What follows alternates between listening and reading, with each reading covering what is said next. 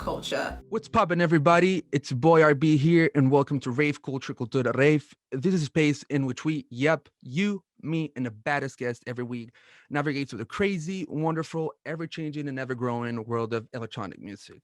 Now, talking about the guests, today we have a really special guest on the show. You might know her as the face of Amnesia TV, or one of the really important persons behind shows such as The Night Shift on Ibiza Globe Radio. Or you might have asked her if she could put you on guest list for any party all over the world, especially Ibiza. Ladies and gentlemen, today's guest is the host of the amazing podcast, Can You Put Me on Guest List? Please welcome Katie Knight. I think that's one of the nicest intros I've ever had. Is it? Dude, I was so nervous while doing it, but hey, it's good, right? Appreciate You it. absolutely smashed it. That was great. Amazing, Katie. Well, to start, why don't you introduce yourself to the people? Hello, people. My name is Katie Knight. I am a radio, TV, and podcast host. I've been working in the electronic music industry for about 8 to 9 years now. I currently live here in Ibiza. And besides also hosting and presenting, I also do a lot of content creation for different brands. As you mentioned before, I've worked with brands such as Amnesia Ibiza, with Space Ibiza. I'm currently working with Pasha at the moment. I've worked with Ibiza Global Radio, Awakenings, Music On. Damn, like every brand. Every brand in the industry. Shit, that's lit. That's lit. So, you mentioned you live in Ibiza. How long have you been there for? So I have been living in Ibiza, full time for about 4 years. And then before that, I did 3 years of just coming here for the season. So at the beginning, I was just doing like April till October, more or less. And then, that was for the first 3 years. And then I decided to move here permanently because I was just sick of the end of the season, having to pack everything up, take it somewhere else, then pack it all up again. And it was just a little bit too much. And plus, Ibiza in winter is absolutely beautiful and I absolutely love it. So this is my home now. I wouldn't change for anything. How is it? You said you went, you lived almost 3 years, to be honest, the first 3 years, right? It's like 8 months out of or 6 months out of the 12. Yeah. But now that you live there all the year, I'm not even gonna ask about how it was with Verona because I don't think it makes sense. I'm guessing it was dull and everybody knows it, but Yeah. in general, and especially from someone that works in this industry, right? How was it, or how is it living in Ibiza and having that industry sector during what happens in the industry where we the people we don't see it, and how's life in there? It's different. Obviously, it's so different from when you live here just during season to when you live here all year round. I think when you live here season, it is just a lot more intense because you want to go everywhere, you want to get everything in. And as you just said, it's 6 months, 6, 7 months of the year that you're living here, and you want to do as much as you can. Whereas I feel like when you live here all year round, you kind of feel a lot more calmer and okay, you know what, if I can't do this during summer, then there's always the winter to do it. So I always really look forward to winters in Ibiza, to be honest with you. Obviously I love the buzz of summer and having people here, and it's incredible, there's nothing like it. But on the other side, and I'm sure anybody that's listening to this that also lives in Ibiza all year round, when it gets to October time, you're like, yeah, I can't wait for everyone to go and the island's just for us. So it is beautiful, and it's really nice. There's such a big contrast. It's so full on in Ibiza. There's something happening 24/7. If you want to party on a Monday at 4 p.m, you're going to find somewhere. There's something always happening. Yeah. So it can be really full on. And, if I think people think sometimes when you live in Ibiza that you must have this crazy lifestyle and that you're always partying and going out. And it's actually not like that. I have a normal life. I wake up every morning and I work out and I do whatever I have to do in the morning, and I sit down and work, and then the days that I do have to go to an event, either if it's for work or if it's just because I do want to go and hang out with friends or I want to go and listen to some music, then obviously I'll go. But it's not like full on every day I'm going out partying. It's not really like that. I know there are people that do that, especially when it's like their first season. Everyone gets a little bit excited.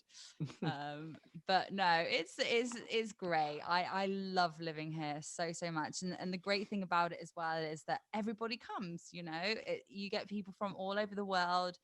If I didn't live here, there would be people that I would not see every single year, and it would probably I would see them one year and then not see. Excuse my puppy, everybody. No worries, no Oh, worries. yeah. There's people that I would see all year round, that I would never really normally see.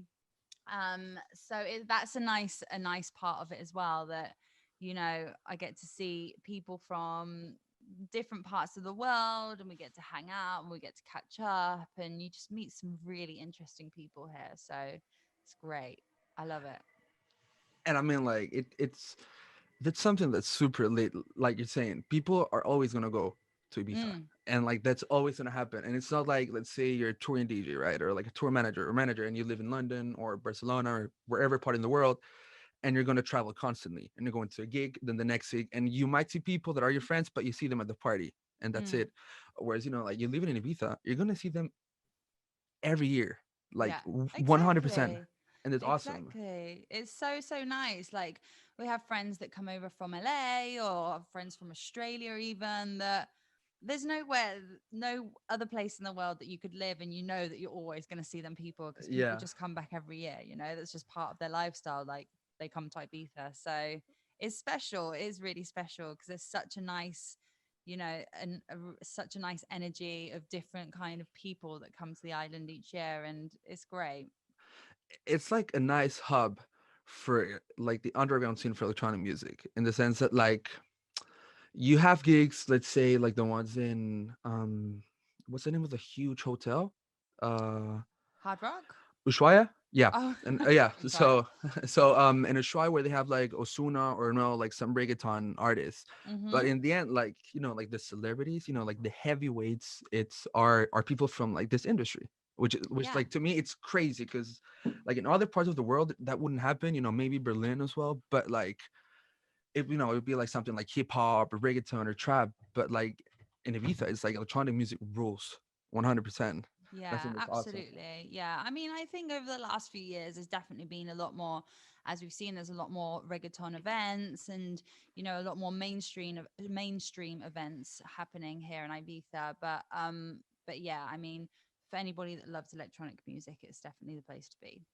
Exactly. I mean, I haven't been there, but I need to go 100%. Like, Lorenzo, you have to get over here. yeah.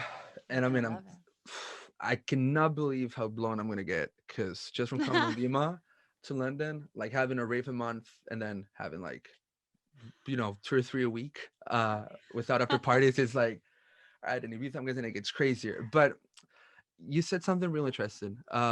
You said that when you go to parties, you go to work or you go to see Mm, friends. yes. Like, how long has it been since you entered to a party? Like, I'm pretty sure you're a fan of it for Mm-hmm. sure, but I mean, like, how long has it been since you entered like only as a fan? And like, what's the difference entering now, knowing everybody there? Oh God, that is a great question. I can't even tell you. I don't even um do you know what, actually the last time I went to a party without having to work was with my boyfriend and a very good friend of ours. We went to We Are Festival, Halloween. It must have been 2018. Yeah, 2018 it must have been. And I had a really, really great time. It doesn't happen often, if I'm honest with you. Like most of the times that I do go, it is, but I say it's for work, but at the same time, I have the best time. So, Yeah, like, it's work because I have a responsibility, but at the same time, like, it's not like, oh my God, I've got to go to work. yeah, exactly. I mean, that's I'm something that, lucky. yeah, of course, lucky, but like you earned it as well. And like, something that like people in this industry have told me a lot is like, if you want to get in events and you want to work in this industry, like there's one thing, going to a party and getting shit faced, and as a fan, and it's one thing going when you have to network, when you have to work. Like, it's like they tell me like it's a huge game changer when this happens. And like, is it tough? Um, I think you just have to know like um how to go to a party and not get shit faced, basically. Like you I mean, it's tough. and it is. And like obviously we all, if that's what you're going for and you want to go and network, then you need to know how to be able to go and network and how to separate partying from networking. I mean, obviously when we all go, we all want to have a good time, but there's times for networking and then there's times for having fun. So I don't know. I think it just depends on every person and how good they are at separating that. I've definitely got much better over the years. I think at the beginning I was just very excited and just very eager and keen to just get out there, speak to whoever I could, network, and at the same time have a great time. But I've always been quite good at separating one from the other. But Yeah. it all kind of comes together at the same time because there's so many people that I've met in this industry that I've worked with or are now really close friends of mine that probably I went to meet and then we've just ended up partying and having the best time. And then from there you kind of collaborate or you do or you work together or whatever. So yeah, I think it's just trying to find that balance really.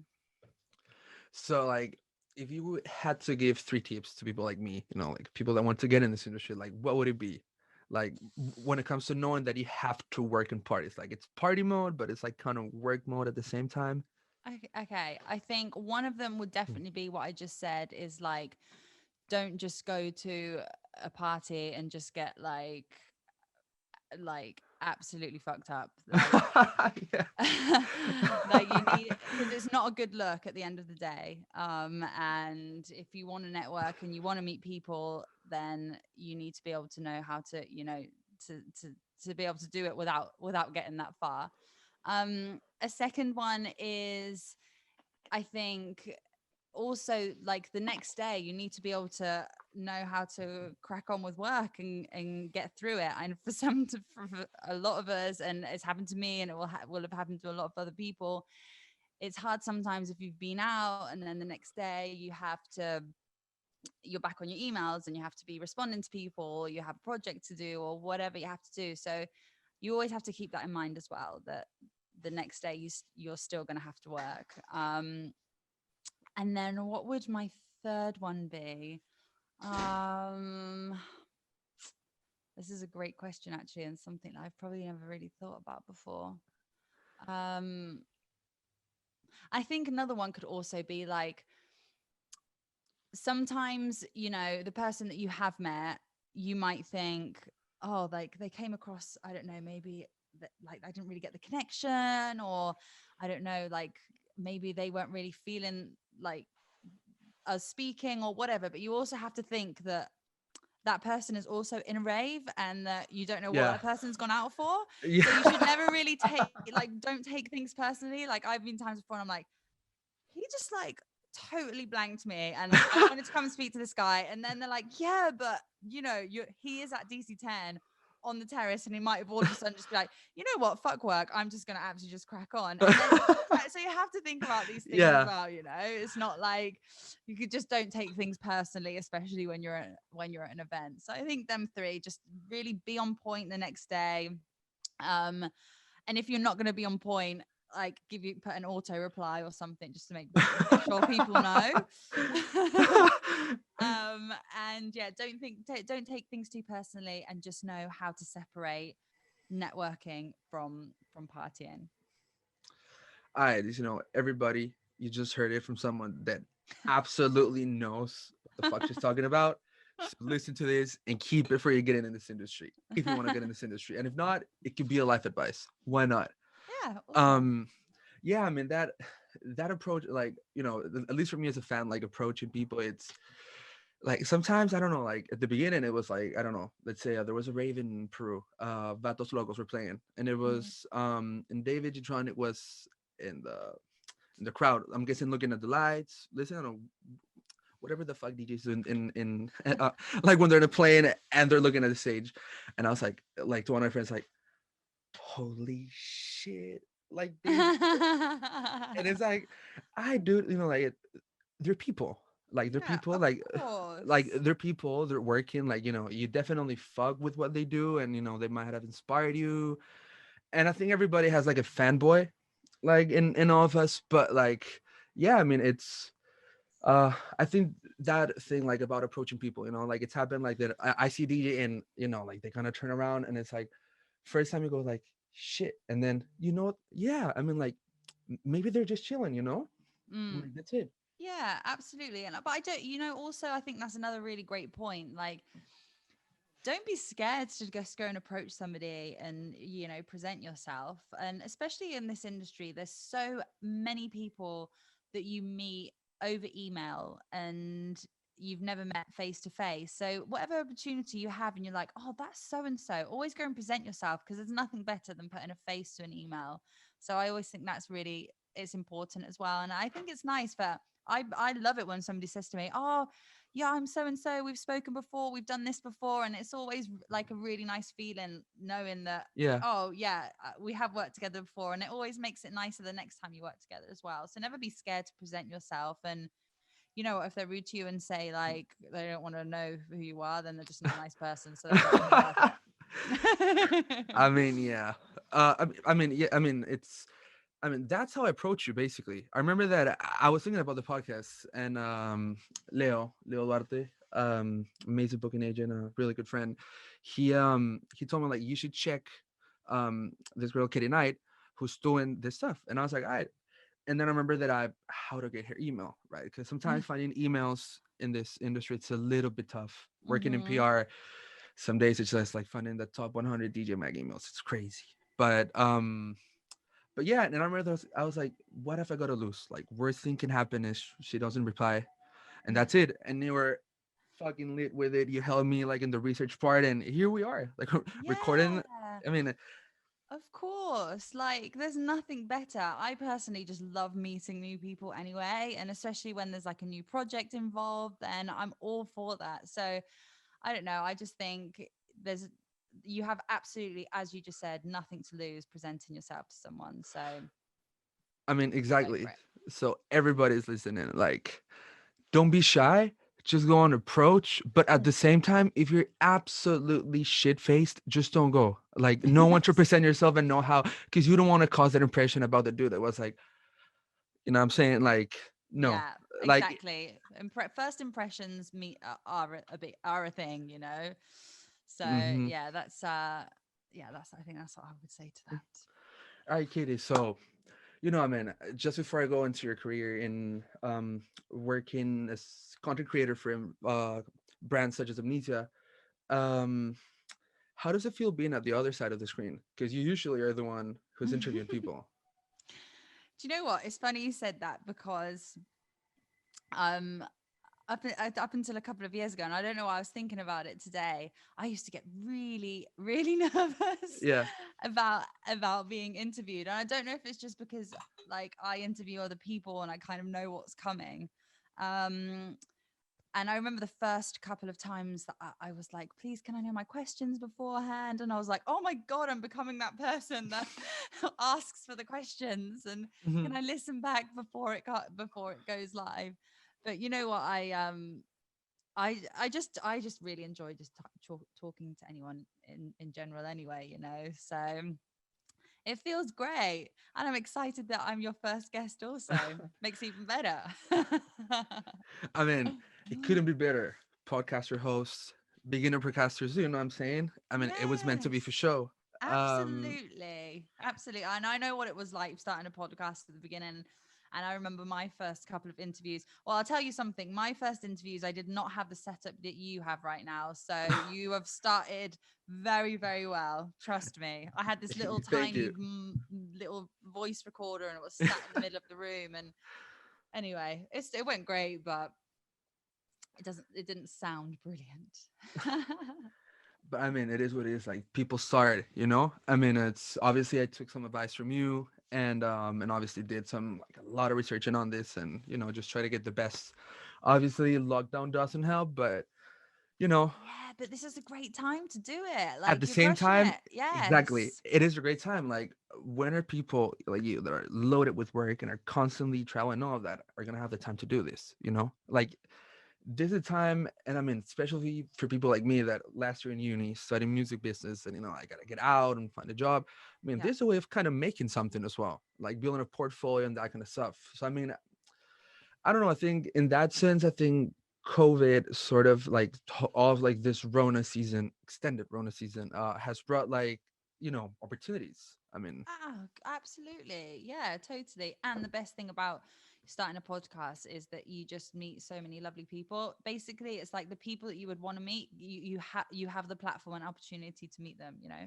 it's networking at its finest, and at the same Absolutely. time, I think people don't get it, but like, I mean, obviously I've practiced, but like so far, I mean, this is fun.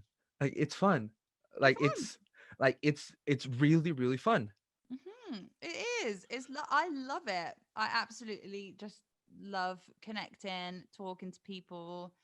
And it's good because you just never really know where the conversation's going to go. You always learn something new. And the best thing about it is that you know that when you put it out there, even if just one person listens to your podcast, and I've always said this from the beginning, even if just one person listens and they can take something away from my conversation, then I kind of feel like, I've done my part. So you're always going to win.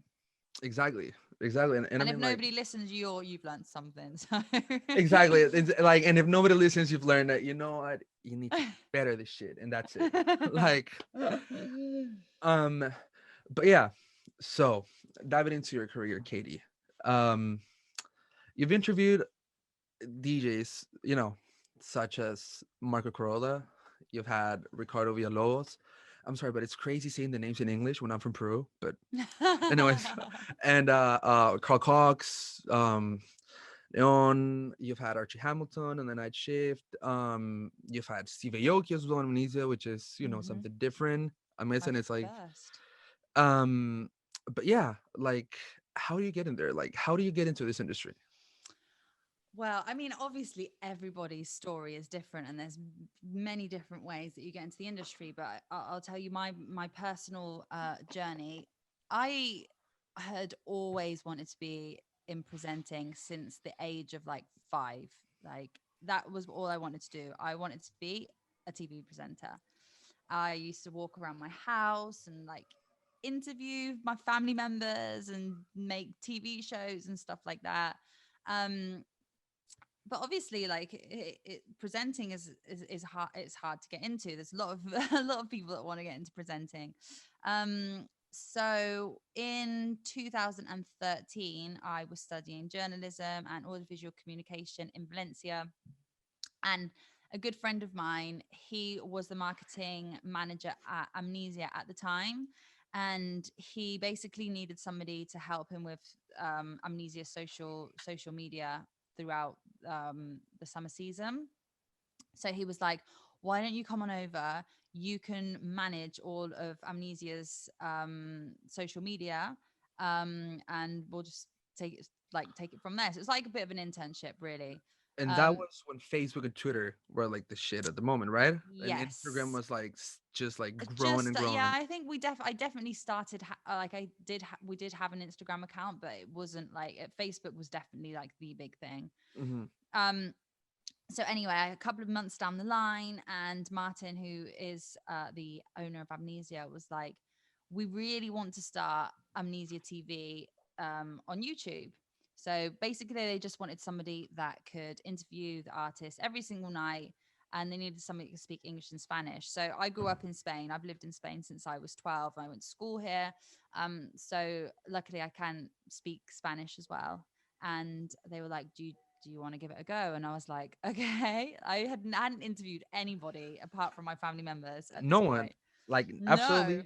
So you were no. so like you were doing socials for Amnesia, basically like Yes. an intern slash apprenticeship, and then all of a sudden they tell you like, oh yeah, like, your dream as a kid can come true, interviewing like the top and craziest people in the world, Yeah. probably. Well, yeah, they were like, "Do you want to do it? Because we want to start tonight, and your first guest is going to be Steve Aoki." And I was like, "So at this point, this was like must have been like 7 p.m. Mhm. and Steve was coming in at midnight. So I was like, okay, I have like 5 hours to figure this out. What I'm gonna say, what I'm gonna ask, and I didn't have anybody to ask anything. I honestly don't think I've ever been so nervous in my life. In fact, like even when I look back at it now, I'm like, oh my god, I was so nervous. But that's kind of just how it started. So did the interview with Steve, it went really good, and then every single night after that I used to do my day job at Amnesia. So I'd get to Amnesia at 10 a.m. in the morning. I would leave at 7 p.m. I would go home. I would make something really quick to eat. I would sleep for 2 hours. I'd be back at the club at midnight. And then I would wait until all of my interviews were done, which some nights could be 3, 4, some nights could be 6. And then I would do the same every single day. And I did that for 5 seasons nonstop. And Every day, every every single single night. night from April to October. Well, till the club, well, when the club opened, which was is normally like around mid-May time, until Yeah, closing, which is like up to October. Every single night I spent in there, and every single day, like that I basically lived there. Um, that is a lot of interviews. yeah, But but it like, was great for me because that I yeah, just it was just like basically like everything that so I was still studying university at this time. I actually never even finished university because I was just already kind of doing I'd learned so much from interviewing artists yeah, that I was like, I'm literally not learning anything at university. And I've never been a great I've never been great at studying anyway. we're two. We're we're Yeah. both like, I cannot wait to stop fucking referencing Harvard system referencing. Oh, Like, it's legit peak. yeah. It's Yeah. bad.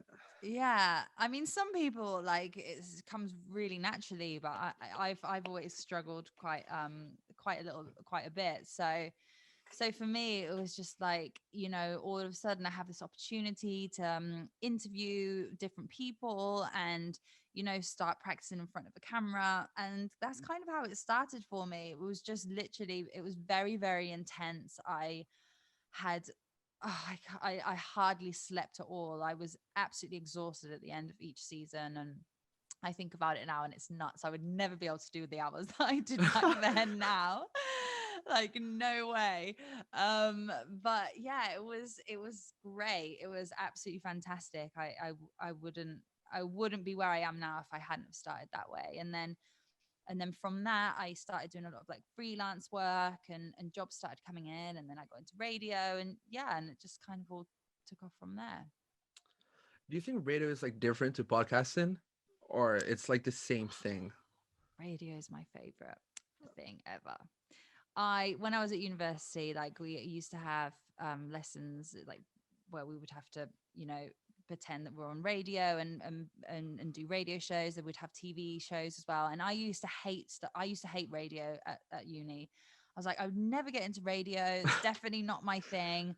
I was all for just speaking into the camera, and yeah, I'd never really been that interested until the opportunity came up for me to start Ibiza Global Radio. And oh God, I think it is the fact that it's live that excites me so much. Like, so I have a bit of a problem now with my podcast, and that is the fact that because it's not live, when I listen back, like anything that's not right, I'm like, oh my God, I have to re-record that part. Like I'm so like everything has to be perfect, All right, yeah, So I go, and then and then it'll play in my mind, like, why did I say that sentence that way? Or why did I say that word instead of this word? And like the yeah. stupidest little things. Whereas on radio, I'm just like, it's live.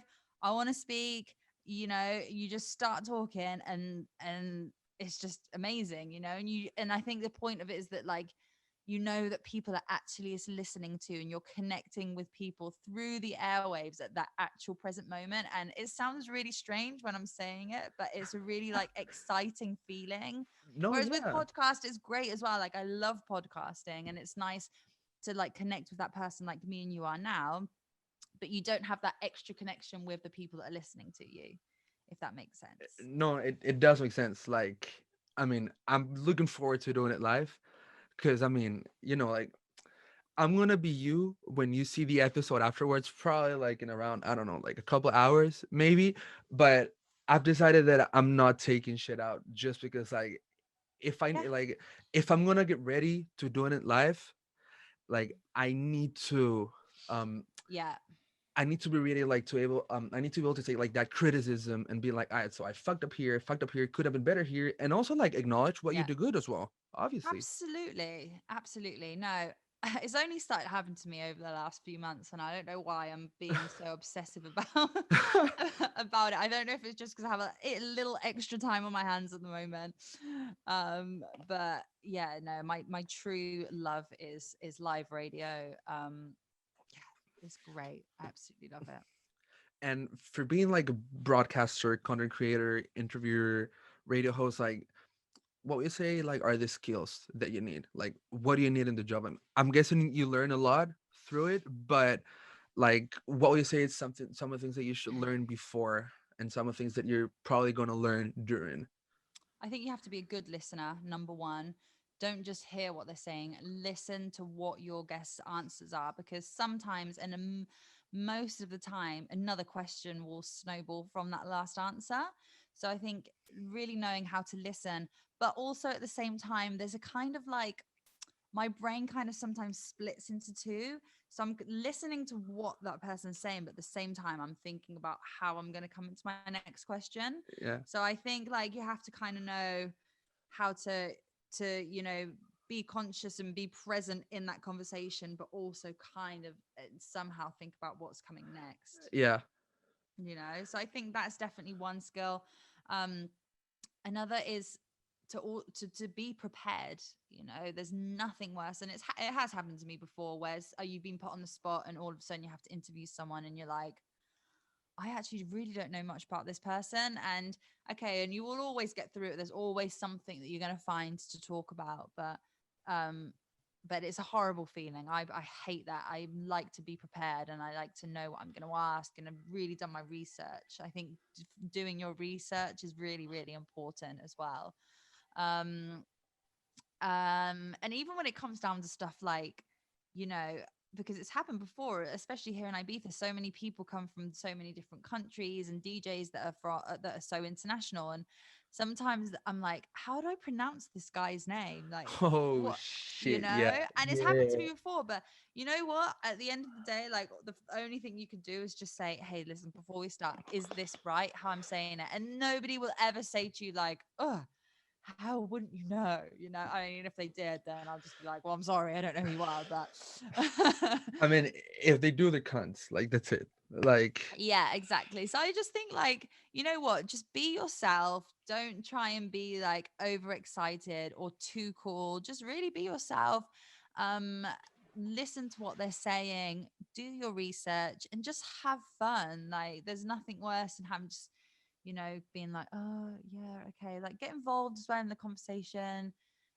Take part in that conversation as well, because I also think that the guest really appreciates that as well, that you get involved too, because it makes their job a little bit easier. obviously, So yeah, of course. I mean, like for me, I remember that when I had that Zoom with you, it wasn't a long time ago. Actually, it's been like February, January, like mm, 4 months. Shit, mm, time goes fast. Damn. yeah. Um, Oh yeah. uh, but like, yeah, I remember you told me like, wherever, like whatever you can find, interviews, articles, like Mm-hmm. boom, boom, boom, like you need to do it.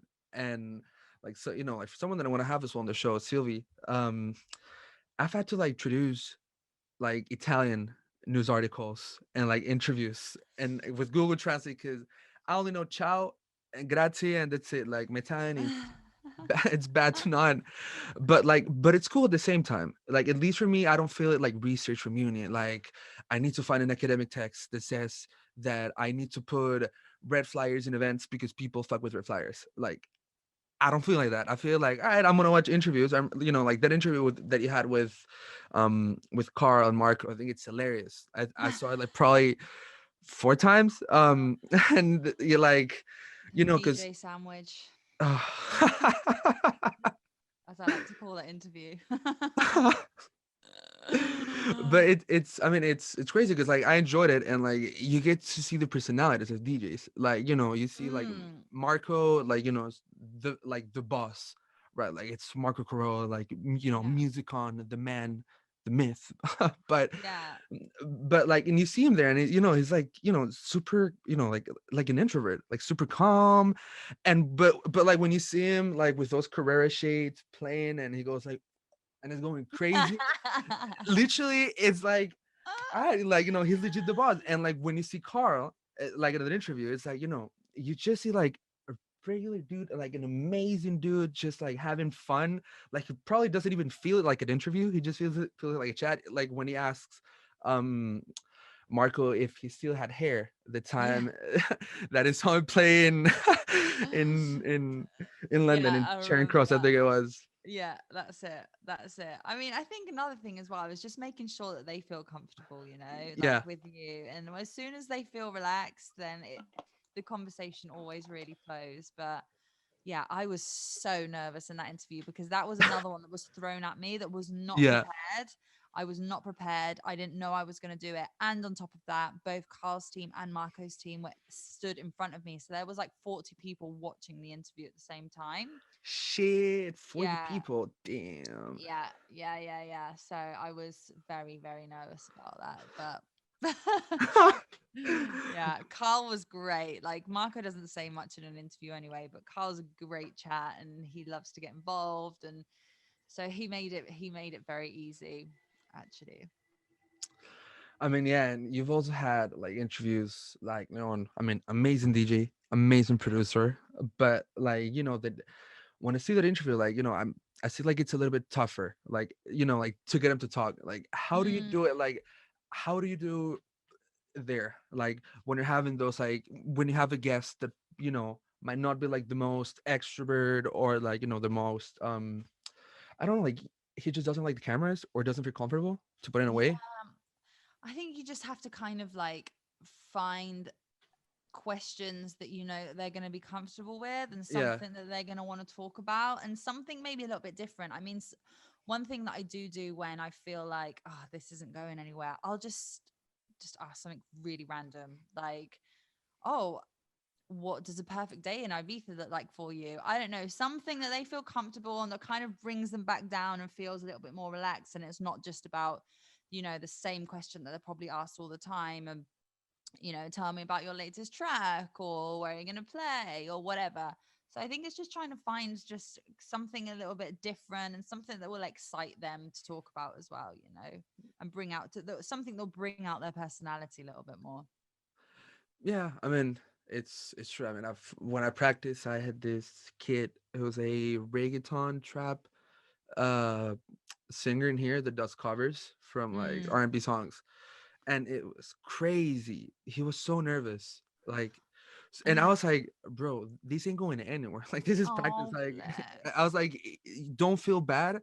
Like, we're just talking. You know what I'm Yeah. saying? Like, and I was asking, who's your inspiration? Like, how was it coming from Dominican Republic to London? And they changed because, like, to me, if I want to be in reggaeton, I'll go to Miami probably, or like South America, or like Latin America in general. I wouldn't come, like to London. Yeah. But like, he was like kind of thinking a lot in the answers, and to me, I was like, shit. Like I had to think about like what you said, what he was saying, but at the same time, it was like, what the fuck am I gonna ask next? Like Hmm. I It's have always no good to clue. have a few Yeah. options up your sleeve just in case. Oh yeah, That's of always a course. good one. I always remember when I was at Amnesia, one of my questions, if it was somebody I knew that had played there for a long time, one of my up my sleeve questions was, "What was your first time playing at Amnesia like?" Or "What was your first time coming as a raver? What was that like for you?" And that was always quite an easy question because most people will be able to answer that question, and it brings back good memories, and they like to talk about it. So that was kind of my always go to question when there was really nothing else to say and they weren't really giving me great answers. And when you interview, I mean, some of them have been in the backstage, right? Like the interviews. But like, Yes. have you done interviews? Like, I think with Ricardo, I don't know if it was in the backstage or like, but it was near like the crowd as well. Like That was in the main room at in the main Amnesia. room. Yeah. Yeah, no, I've done interviews before where it's like in the middle of everything that's going on. Yeah. And it can be difficult because at the same time, and you'll know what this is like when ravers see that there's a camera, everybody Oh wants to yeah, be on it, you know. everybody goes. Everybody Ah, goes.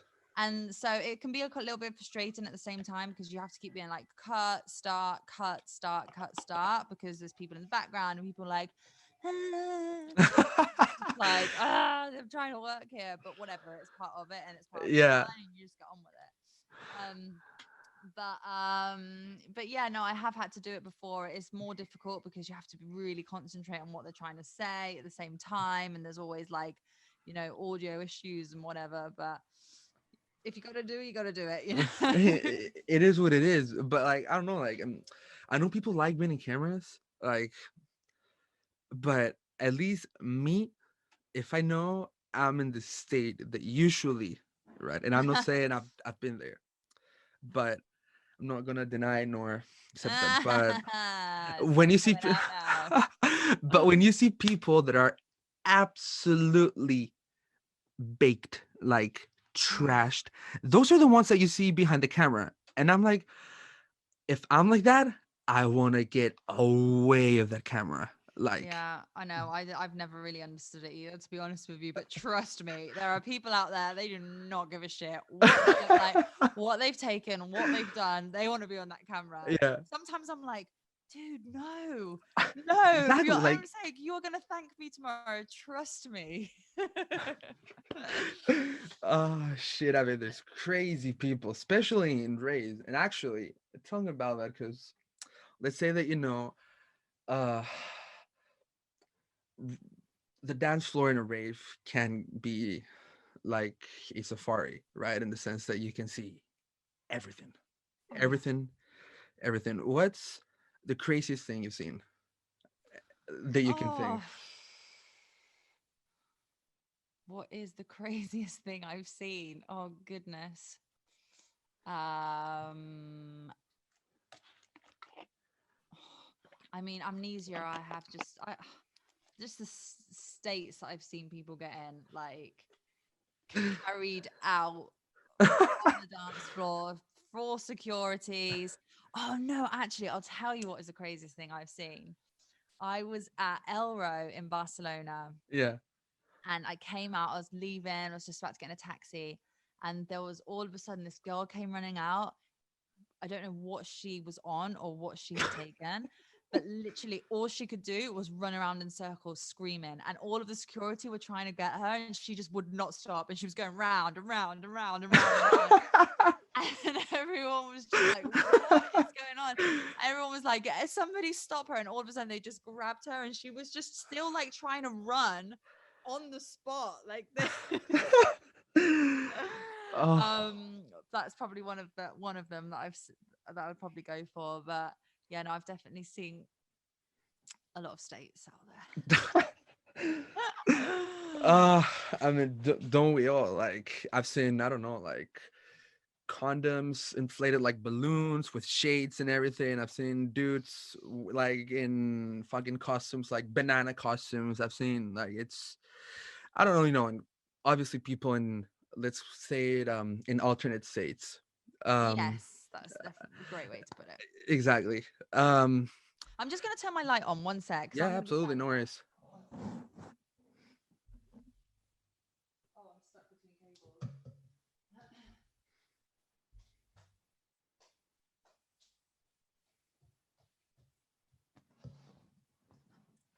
Okay. Sorry, I'm in Yeah, no like worries. 5 minutes. I'm gonna be sat in pitch black here. No worries, no worries. All good.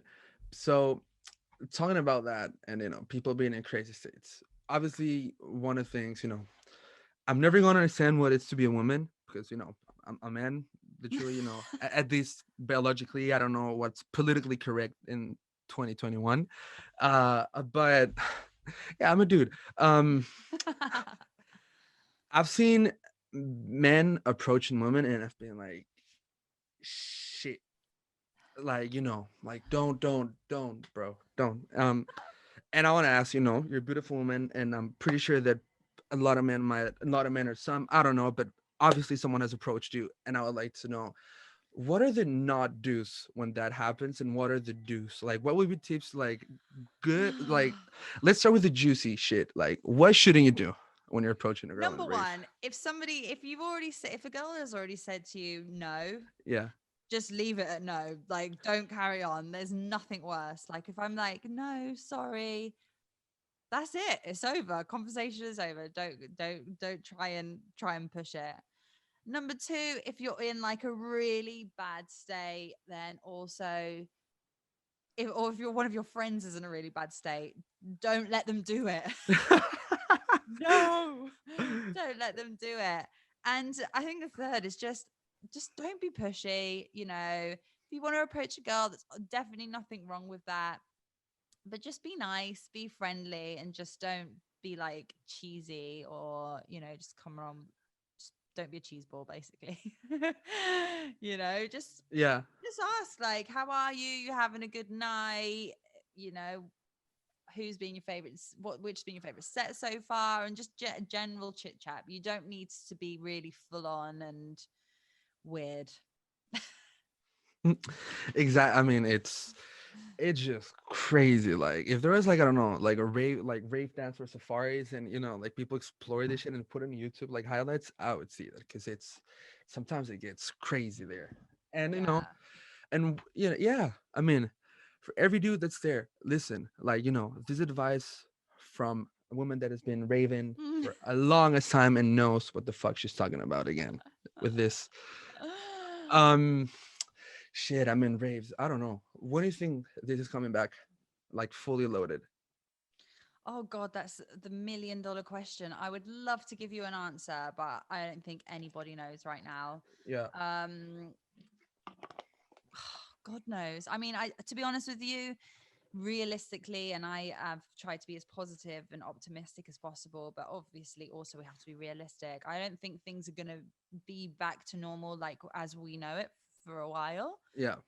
um but I don't know. I reckon at the end of this year, hopefully we'll be able to start attending events again. I don't know if I'm guessing it'll probably be with our masks or socially distant events, but you know what? I think just everyone now is just, as long as there's music and we can somehow get together, then that's good enough for now. So when is it going to be back together? Who knows? Who knows? I would love to know, but it is what it is at the moment, isn't it? I mean, it is what it is. And I don't know, I mean, I hope there's at least socially distant stuff, because live streams just don't cut it. I know. It's Like just not the same, like is it's it? it's not the same. But right, coming back to your career now as a podcaster, right, then interviewer before, and now, obviously lockdown, I know you have side projects as well, such as a low demo, so I want to talk about that in a bit. But as a podcaster, you've interviewed a lot of people, like, you've talked to a lot of people. I especially enjoyed Cami from Lost Beach Club podcast. Is that the craziest story that you've heard around, like, making a club? What, Cammy's story? Yeah. I mean, I'd already heard that story because I actually stayed with Cami at his home in Ecuador the end of 2019. All right. Um, so we went over to Ecuador. Obviously, he has Lost Beach Club, and one of my boyfriend is in artist management, and one of his DJs was playing at Lost Beach Club. So we were like, let's go down there and we'll support him and we can hang out with Cami. So we spent a couple of weeks with him. He also did a Lost Beach Club in Colombia. We went over to Colombia with him and we had the best time. It was Yeah. so much fun. But the whole few weeks was just full of all of these crazy stories that Cami has. He is so much fun to talk to and has the best stories. So yeah, his stories are definitely up there. They're always really great to share. But no, I think everybody has their own individual story, and Yeah. and you know, I've I've I've been really lucky with everybody that I've had on the show. I've always really enjoyed listening to them, and they've always had like something really interesting to say. Yeah. Um, I'm not sure who's been my craziest, but Cami, yeah, definitely probably one of them up there, 100%. I mean, like, for everybody, if you want to know the story in detail, Go check Katie's podcast. Can you put me on guest list? But like in summary, I think he was in a party in LA, right, or in California, and he's drinking, and all of a sudden, like he has this realization moment where he's like, I think like aliens or that kind of shit, and like he's like, I need to unite people, and then all of a sudden you end up with one of the craziest motherfucking clubs in the world, like literally. It's Eh, insane. Have you been to Lost Beach Club? No, and I'm from Peru, and it's literally like Oh, it's it over there, but is. it's one of the clubs I need to go. Like, Everybody has to. It's the best club I've ever been to, ever. Like just everything about it. The people there are just so friendly. The tiny small, it's like a small fishing town where the club is, and it's so beautiful. It's so lovely where it's located. The walls around the club are all painted in. They will have 3D paintings on them, so I've you're seen the given like these photos. Yeah, clubs, sorry, you're given these glasses, and everything's 3D. And then I think he calls it the mothership, which is like the main yeah. office, and like that's crazy other crazy other little place. And then they have the cave. The cave is where after the party's finished, where everything just carries on, and you have no sense of time Mm, at all when you're in the cave. And yeah, the sound system is incredible. It's totally equipped with function one, and it sounds exactly, insane. which is And legit awesome, and like to have a function one in South America, like, oof, yeah, it's it's like cool. I mean, I've heard it obviously in Fabric, but like it's such a huge difference when you have that Yeah, sound system. Like it's yeah. legit crazy when they have when you listen to it. But with those crazy stories, obviously, I don't remember the name of the was it Lily Palmer. Lily Palmer, and she says that like a Barbie doll was one of the craziest things she'd seen in the What dance. So she'd been given, yeah. yeah, that she'd been given. Um, as a podcaster, like what do you think that it means to be a podcaster? Like, what does it take, and what does it mean? To be a Picasso. Yeah, no, to be a podcaster. Oh, to be a podcaster. Yeah, my bad. To be a podcaster. I was like, well, Picasso. What does it mean? I mean, for me, it is just learning new things, connecting with new people, and learning about their journey. I mean, the whole reason that I started the podcast was because I got to a point where I had only ever really interviewed DJs, and I'd been just interviewing DJs for like the last 6 years of my life. Hmm. And for me, it was getting a little bit repetitive because it was kind of always more, not the same questions, but, kind of along the same lines. And I also know for a DJ, it can get repetitive as well.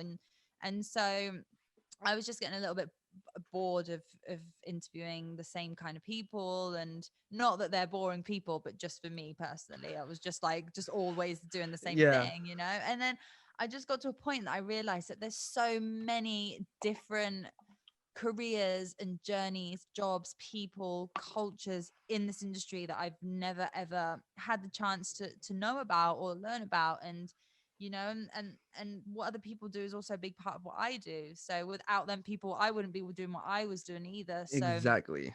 So that was the whole point of the podcast for me, was to be able to connect with these different people and find out what they do and why they're doing it, and how they got to where they are. I mean, yeah, it's like, man, for me, finding an internship in here, which it's tough having no context, obviously. 60 emails, I think, 3 replies, but obviously got the job. Working in PR, it was like, I was like, oh shit, all right, so this is how some videos get in, like some social networks pages, like on some Instagram pages or Facebook pages, or like you understand Mm-hmm. like the campaigns that they do, and why like you understand kind of this crazy world that PR is, Yeah. that it's like completely different. And to me, I was like, all right, so if Rolling Stone's doing an article on Locodize or Billboard, it's because they wanted, it's because like like they love them. But at the same time, like you understand like the context that you need to do, like it's crazy. And it also shows to me as well that like when people think that being a DJ is just going and playing, no, Oh yeah, no, like there's it so this much more. like there's so much more to it. Like you see 2 or 3 hours of a lot of work that they do. Mm-hmm. Like it's crazy. And I think that's awesome because there's so many people here, like booking agents, managers, PR agents, content creators, broadcasters, such as yourself. Um, there's promoters, like there's a lot of shit, and there's obviously I mean, I'm guessing that the bouncers from parties could have amazing stories as well to tell, like all the Oh security. Oof, God, yeah. like it gets crazy sometimes at the door, and like I like everybody's listening here, like there's so much more to DJs, and it's crazy, and it's a crazy, crazy, crazy industry. So absolutely. we've talked about interviewing, podcasting, and now you're involved in a project that's Hello Demo, right? hmm Can, Yes. all right, why don't you tell us about it? So, Hello Demo is a project, a platform that was created a few years ago, 3 years ago now. And basically, the idea behind it is to create a space, to create a platform where you can manage, receive, and send music all from the same spot. So the founders, who are called Javi and Rossi, they've both been in the music industry for many, many years. They're both artists themselves, producers, and also have worked with quite a few different labels in the industry. And one thing that they came to realize was that basically the system right now is an absolute disaster. So if you're an artist, like if you're a label or an artist, you can receive music from like every single way possible, whether it's by email, by we transfer, which then the link after I don't know how long also expires, by Facebook Messenger, by WhatsApp, by Instagram, direct messaging. Like there's so many different ways, and it's just a mess basically. It's a mess, and um like you end up missing a lot of those of tracks course sometimes, you do, because of course. and like there could be some, like if you're a label owner or you're like an artist at the same time, like you want the tracks to get to you, Yeah, and like or at least like to your A&R team, to put it that way. And if you're an artist, like you want them to get the tracks, right? Like absolutely. And that's the thing. And it was not even that. The other part of it is that, like, you know, as I said before, links that expire. And then on top of that, it's who wants to have loads of files and downloads on their computer? yeah, Nobody wants to have that and load of nah, clutter, you know? yeah, And it gets to the point where labels will start releasing music from artists that they've worked with before or already know, just because they have 1,000 million emails in their inbox. And on top of that, it's always, files that probably don't have the name of the file isn't the artist, the track name, or whatever. It could just be like a random number, and it's there's no what's the word I'm looking for? there's no like order, like, or Order. yeah, Absolutely, that's what I'm looking for. yeah, There's no order whatsoever.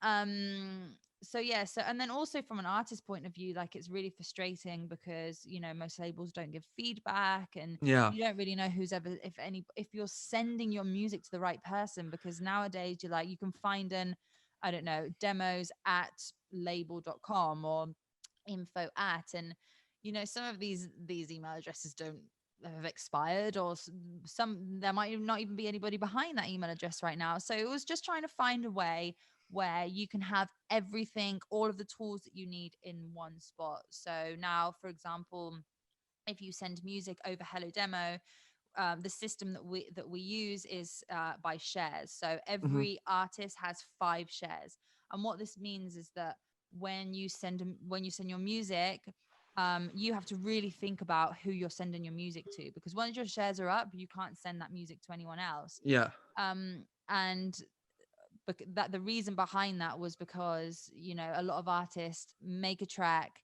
and then they'll put 300, 400 labels into an email and then just send it out, and yeah, labels don't want that. Labels want exclusive music that has yeah, been made for 100, them and with their 100%, sound. So 100%. that's kind of the idea behind Hello Demo. And yeah, I've been working with them for about a year and a half now. I manage their press and we and content creation as well. And yeah, it's going really, really good. We also do a lot of remix contests, so giving All right, producers, the chance yeah, to remix different tracks. We did one with Bushwhacker and Make Your Transition not long ago, so that whoever wanted to enter could remix The Sound by Bushwhacker, which is a classic. We've also done one with Record. We did one with Syncopat. We've done one with Swada. So, and it's been great because, you know, the amount of great music that has come for it, and even if they haven't been the winning remix, we've discovered new talent from it. So it's been It's really A&R. interesting. It's A&R. Absolutely, And yeah. I mean, like, for everybody that's listening to this and, like, you know, you're in your bedroom, or, you know, you don't have a PR agent that can, you know, put your tracks on promo posts and get you feedback from top DJs. Like, this is a fucking great tool. Cause, like, just with putting your music there, you have people like Katie and people involved in the music industry that, you know, they might listen to your tracks and they'll be like, all right, so this kid's consistent, has talent. Like, you know, Mm. maybe we can share this file to this artist or label, and that's fucking networking and, like, A&R, and at the same time, like, you'll get feedback for sure. So it's like sort of like a community as well, I'm guessing then. Absolutely. Yeah. It's created such a lovely community because on top of that, there's, you can, you know, you can make groups inside the platform so you can Yeah. collaborate on tracks, and everything that you upload to Hello Demo, anything you send, it's nothing that your music is never compressed. It's always like the same quality as what Yeah. you've made it in, which is also really, really important. And yeah, it has created a really nice community. It's given the chance of, you know, for new talent to be heard and for people to meet other artists and collaborate and bounce ideas off each other. So yeah, we also have like quite a few campaigns running, you know, to showcase new artists, showcase new sounds, and it's been really, really interesting and a lot of fun as well. We've come across a lot of really, really cool people and great sounds. So And how's it doing the press for it? Like, so really, I mean, at the moment, the way we do it is like any press that comes in, then I'm the one that would manage the press. yeah. Or I will, you know, send out press releases when we've got anything else that's coming up, or that we've done interviews with like DJ Mag Spain. And they've interviewed the founders. So I would be like the one that manages that and gets all the questions and the answers across and edits it to make sure it's all okay. So it's just managing anything, any collaborations or partnerships or any projects that we do with the media. Hey, but it's lit. I mean, you're the boss with the media then, and it's awesome. Wow. I used to do that Amnesia as well for a while. I've had many jobs inside Amnesia, obviously. Apart from working behind the bar, I've done quite a bit. You're behind the bar. Shit. Do you? I'm No, I haven't. I said okay. besides working behind the Okay, fair enough. bar. Because I'm guessing that work requires such a lot of patience. Oh, I have so much So respect. much respect. Like, So much respect. and it's awesome. Like when it's, I don't know, like 7 a.m., 8 a.m., or 11 a.m. if Ricardo's playing on Fabric, and you have like the water bar, and the dudes go like, "Hey, bro, take this one." Like, Yeah, and they're there, and, like, you know, they're nice. It's, yeah, it's cool. I mean, it's interesting it what's is. It is. It really is. what happens in clubs and all of this. But Katie, we've done it. We've got to the end of the podcast. Oh, that was great. I Um, would have chatted with you for ages. Same. Katie, thank you very much for being here. It's all love for you. Honestly, it's Aw. amazing. Please, is there anything you'd like to tell to people before you go? No, I just think at the moment, as we were saying before, you know, it's a crazy, crazy time out there at the moment, but things will get better. You know, you don't have to be positive every single day. It's okay to have Yeah. days where you feel like shit and, you know, I don't want Mm-hmm. to do anything today. I have them, and I'm sure everybody else in this industry has them as well. So Mm-hmm. just take every day as it comes, look after yourself, and yeah, just try and be positive as much as you can because things will start to get better soon. I mean, it's such a genuine message, but it seems like since everybody's saying it, you know, like, to be positive. Yeah. Feels like sort of an ad, like Coca-Cola shit. Yeah. Like, be But positive. it is fine. Yeah, like, but it you is have to fine. be Yeah. realistic as well. Exactly. You know? All right. Katie and I, thank you very much. Everybody, thanks for tuning in. Don't forget to like, subscribe, share, and don't forget to tune in to Can You Put Me on Guestlist from Katie Knight. Everybody, this is RB. Peace out.